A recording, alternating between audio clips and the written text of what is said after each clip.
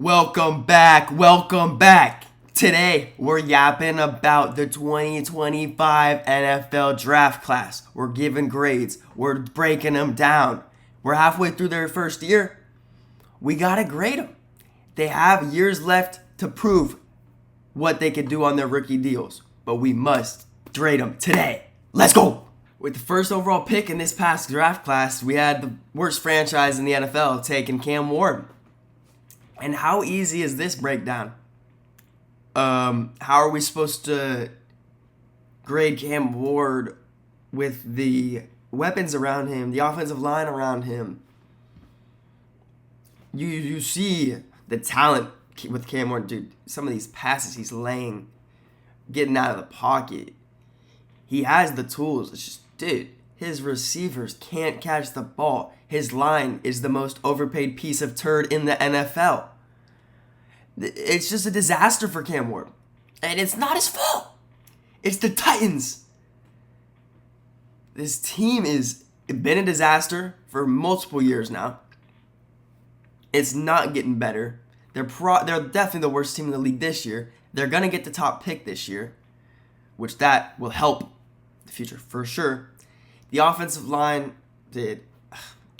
I can't believe they paid the dude from the Steelers that much money. It is expensive. It is dookie. Latham is still learning on the fly, committing a lot of penalties. It's just a lack of talent in Tennessee right now. Total lack.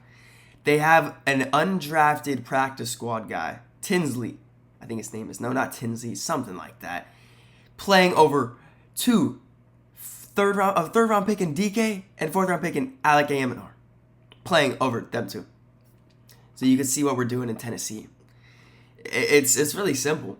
Like, one player can't save a failing system. How is that supposed to happen? You need competence everywhere else. This is why I didn't like this pick from the Titans. They were nowhere good enough to make a pick of Cam Ward. They should have traded back and gained more assets.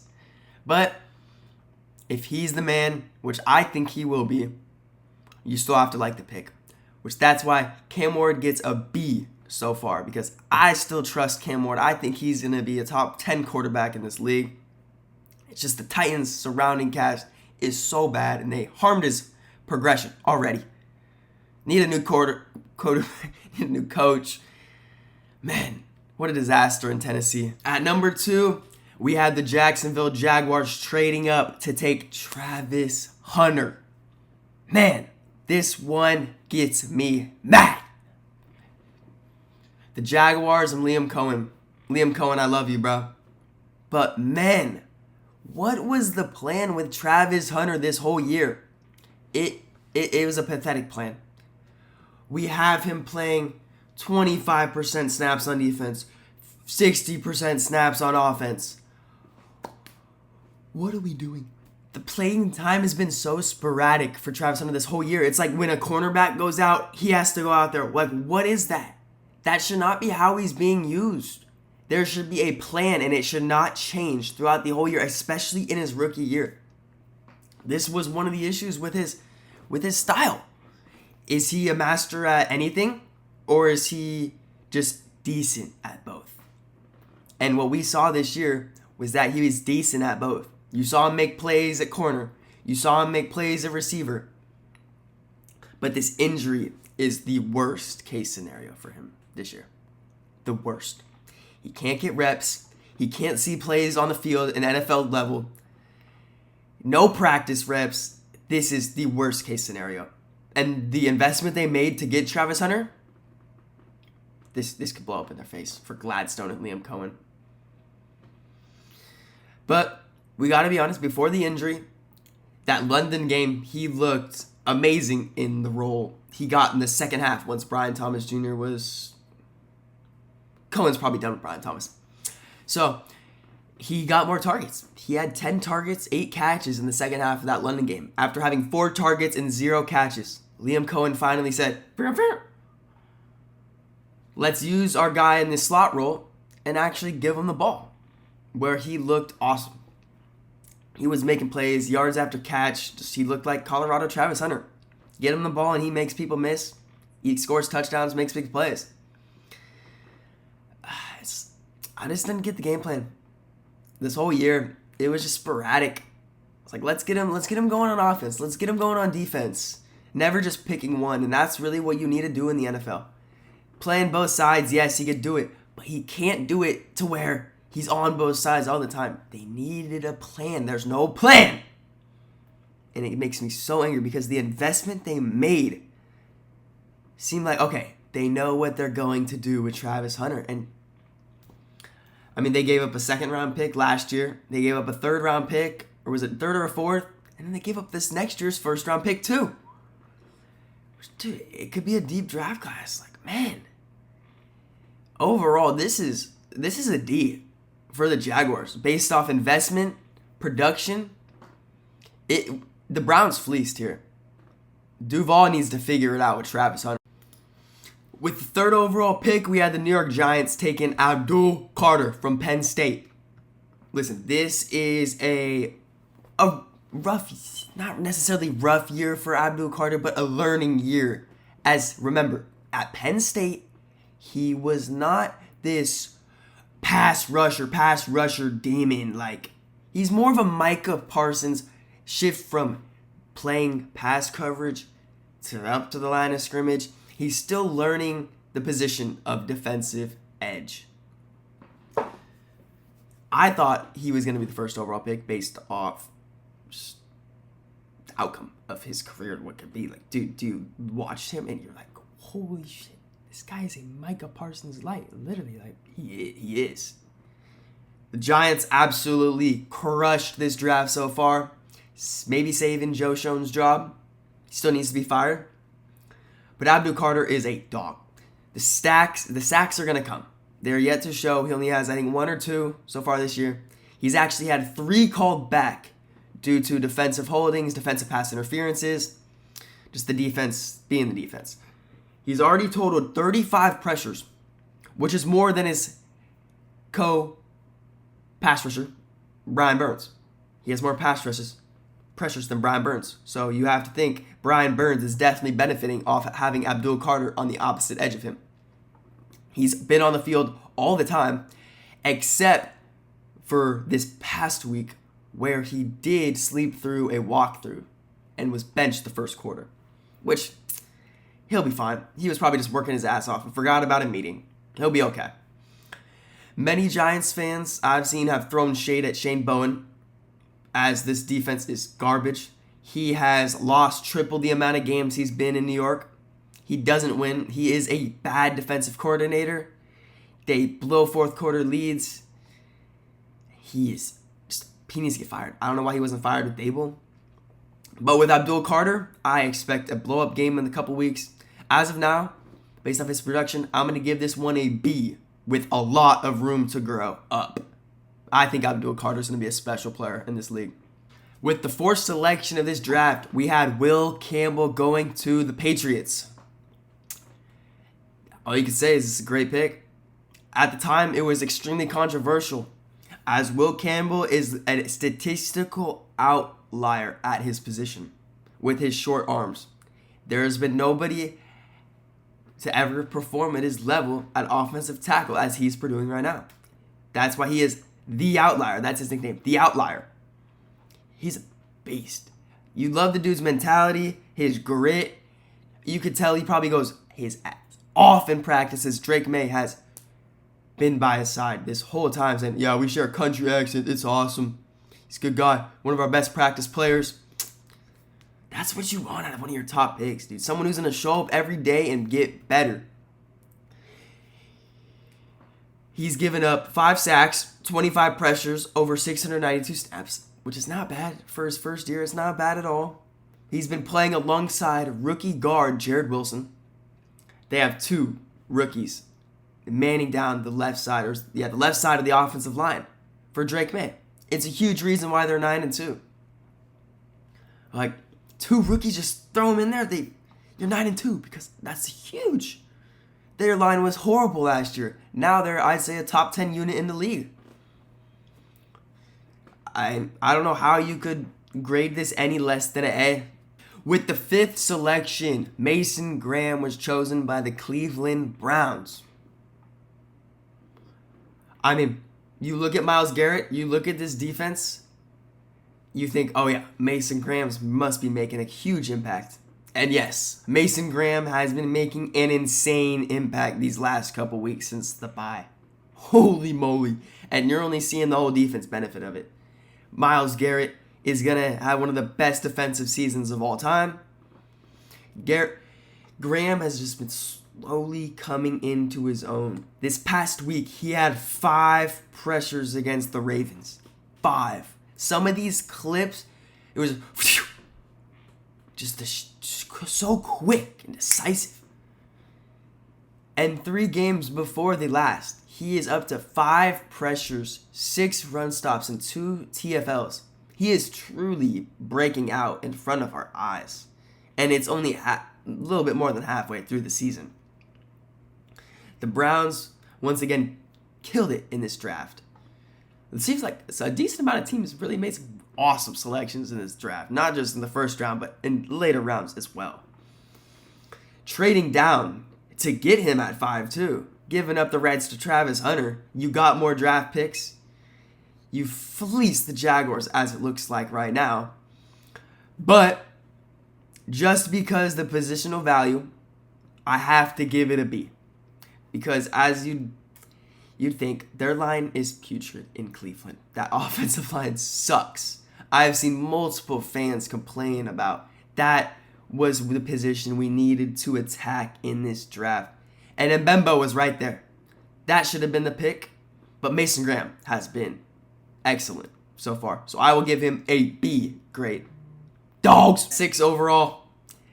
The Vegas Raiders selected Ashton Jeanty. As a Raider fan, I don't know where to start with this one. Obviously, the talent of Ashton Jeanty is an A+++, 1,000. But the grade of this pick is an F. The Raiders, you get an F. John Spytek, you get an F. When the Raiders signed John Spytek, I thought he was going to make me mad because he picked the player I didn't want. And that's what good teams do. They pick the players that the fan base says, okay, it was the better pick for positional value for the future of this team, and that's what the Raiders did not do. They needed to pick Membou in this spot instead of Ashton Jeanty. Especially the way the running back class looked. This was my first thoughts. Look at Twitter. My heart wanted Jeanty, but my brain said Membou and running back in the 2nd round. And this decision has been detrimental for this year for the Raiders. And it's only going to hurt them in the future. As Membou is a cornerstone tackle for the Jets for the next 10, 15 years. We could have had him next to Colton Miller. And do you know how good an offensive line becomes once you have 2 tackles you can rely on? A top 15 unit. Instead, we have the worst offensive line in the league. And Ashton Jeanty is just being left to die, dude. I honestly wonder what he says to himself going home after every game. Why was it the Raiders? Why did the Raiders have to pick me? That is what he says after every single game. This situation is not going to snap and be better next year. It could be a little bit better. Maybe we get lucky. Maybe we hit on some signings, some drafts. But dude, this is a horrible pick. And it's the reason why the Raiders are going to continue to be a trash organization. Because they don't do the right things. They don't make the right picks. And as you see with this draft class again, it's another wasted draft for the Raiders. Ashton Jeanty, he's so good, but he's just held back by this team and the surroundings. And the play calling. Chip Kelly's not doing anything to help him be successful. The blocking schemes are horrible. As you guys have probably seen this clip on Twitter, where, dude, our Delmar Glaze or DJ Glaze is pulling out. He takes his first step in on a pitch. He doesn't seal the edge. This is just a Raiders masterclass, dude. The Raiders love doing this. They're the best at making the worst selections of the draft. Ashton Jeanty's draft selection is an F based off the team's success. With the 6th overall selection, the Jets took Armand Membou. Like I said before, I wanted the Raiders to pick him. This guy is a stud. He is a unit. This is an A grade based off position value. He's a beast. Very good. Holding his own against TJ Watt.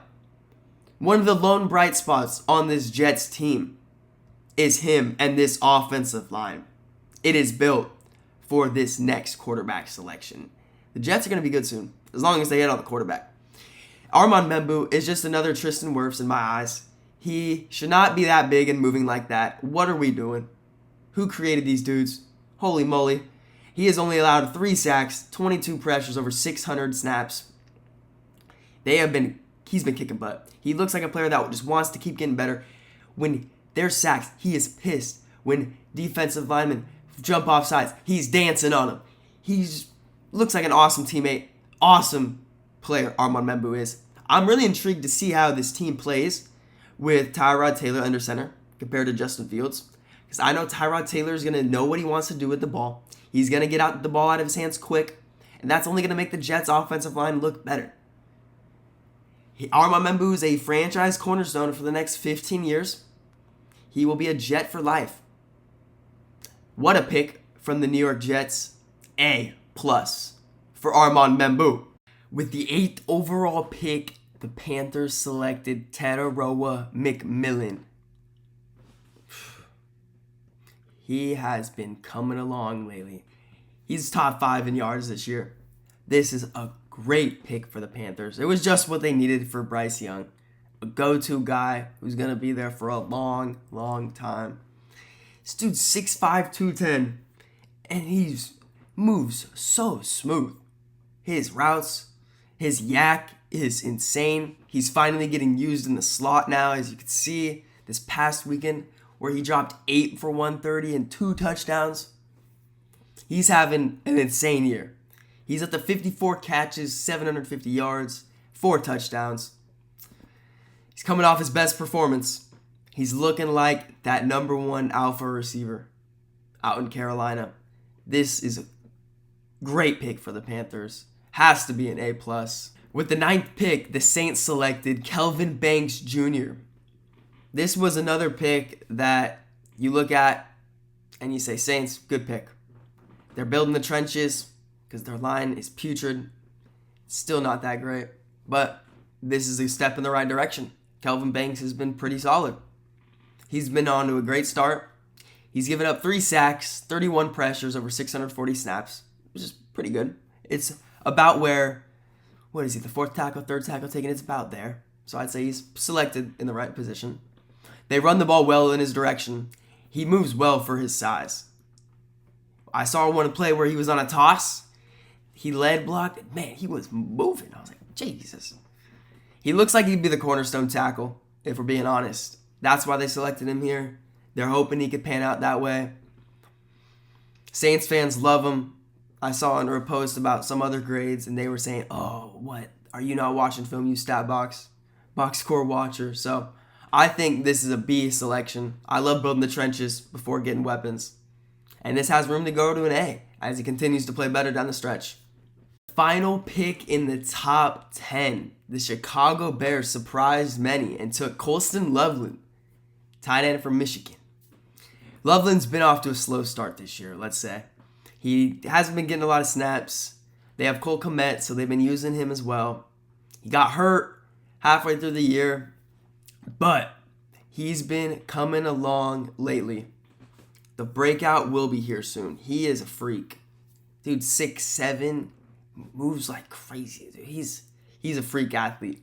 He's totaled 24 catches, 329 yards, and 2 touchdowns so far. So, not too much of an impact. Since the bye, I'd say, in the last 4 weeks, we've seen his usage rate go up, which is helpful. He's had a huge game lately, which bumped up his stats like crazy. He's been on a tear these last 4 games, totaling 16 catches for 250 yards and 2 touchdowns. Half of that production coming in 1 game. But Loveland's impact hasn't been there like we expected compared to his former draftee that we're going to talk about in the later parts of this video. So I'd have to give the Bears a C. Until he improves, until we see him consistently perform well, it's an average pick. That's going to wrap it up for the first part of this 3-episode series of grading every team's first round pick so far.